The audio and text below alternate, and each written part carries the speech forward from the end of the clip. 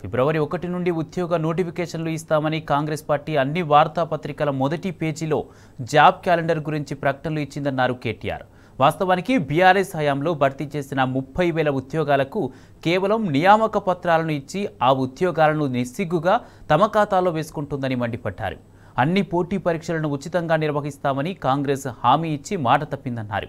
TET పరీక్ష fee 2 పేపర్లకు కలిపి 400 నుండి 2,000కు పెంచడమే ఇందుకు నిదర్శనమన్నారు. అనేక పోటీ పరీక్షలు రద్దవడానికి కారణమైన కాంగ్రెస్ నేత వల్మూరి వెంకట్ ఎమ్మెల్సీ పదవి అందుకున్నాడన్న కేటీఆర్ ప్రభుత్వ ఉద్యోగ ఆశావాహులను మాత్రం కాంగ్రెస్ దిక్కుతోచని స్థితిలో వదిలేసింది అని మండిపడ్డారు. కాంగ్రెస్ అసలు రంగు ఇప్పుడిప్పుడే బయటపడుతుందని చెప్పారు. తమని నట్టేట ముంచిన కాంగ్రెస్ పార్టీకి నిరుద్యోగ యువత గుణపాఠం చెప్పాల్సిన సమయం వచ్చిందని కేటీఆర్ సూచించారు.